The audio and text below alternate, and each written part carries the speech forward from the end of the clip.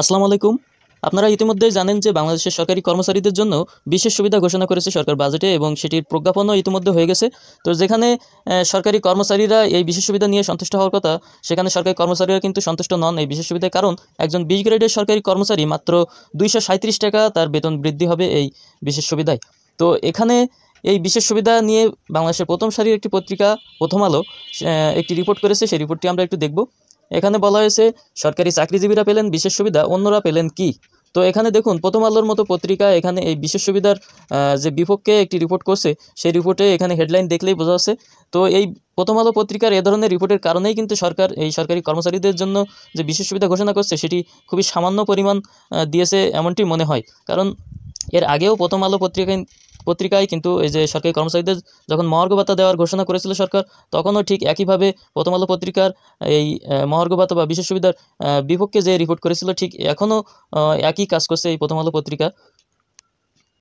এখানে লিখছে, আমরা যখন বৈষম্য বিরোধী কথা বলছি, বৈষম্য কমানোর কথা বলছি, তখন কেন শুধু সরকারি কর্মচারীদের জন্য একটা বিশেষ সুবিধা দেওয়া হচ্ছে? সরকার এর আগে সরকারি চাকরিজীবীদের জন্য মহার্ঘ ভাতা দিতে চেয়েছিল, কিন্তু সেটা নিয়ে বেশি হইচই হওয়ায় সেখান থেকে সরে এসে বিশেষ সুবিধা ঘোষণা দিল। এর জন্য বাড়তি প্রায় 7,000 কোটি টাকা খরচ হবে। প্রশ্ন হচ্ছে, এই টাকা কি তরুণদের কর্মসংস্থান সৃষ্টিতে কাজে লাগানো যেত না? শেষের শুরুটা করা যাক বেসরকারি প্রতিষ্ঠান সানেমের south Asian network of economic মডেলের নির্বাহী পরিচালক ডক্টর সেলিম রায়ানের বক্তব্য দিয়ে।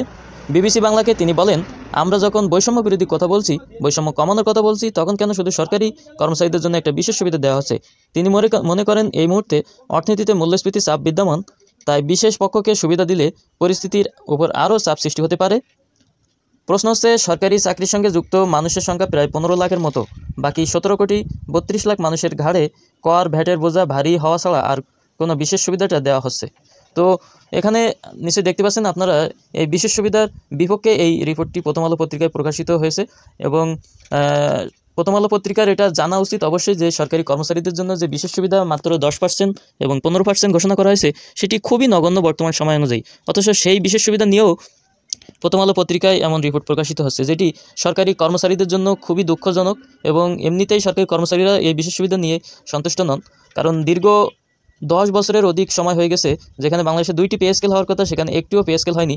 অথচ এই সমস্ত পে স্কেল না হওয়ার কারণে নিম্ন গ্রেডের সরকারি কর্মচারীরা যে ধুকে ধুকে মরছে, সেটির কোনো অনুসন্ধানমূলক কোনো প্রতিবেদন না করে প্রথম আলো শুধু ঢালাওভাবে সরকারি কর্মচারীদের বিশেষ সুবিধা দেওয়া হচ্ছে, বিশাল সুখবর, বা সরকারি কর্মচারীদের সব দিয়ে দিচ্ছে সরকার, এমন ধরনের রিপোর্ট প্রকাশ করে যাচ্ছে। তো আসলে সরকারি কর্মচারীদের পক্ষ থেকে এই রিপোর্ট সম্পর্কে বেশ নিন্দনীয় বা নিন্দা জানিয়েছে সরকারি কর্মচারীরা। তো এমন ধরনের রিপোর্ট সরকারি কর্মচারীদের জন্য প্রথম আলো পত্রিকা আর না করুক, এমনটি প্রত্যাশা করছেন সরকারি কর্মচারীরা। এবং এই বিশেষ সুবিধা সংশোধন হয়ে আরও একটু বেশি বাড়তি সুবিধা পাক সরকারি কর্মচারীরা, এমনটি প্রত্যাশা। তো পরবর্তী সব আপডেট পেতে অবশ্যই চ্যানেলটি সাবস্ক্রাইব করে রাখবেন। ধন্যবাদ সকলকে।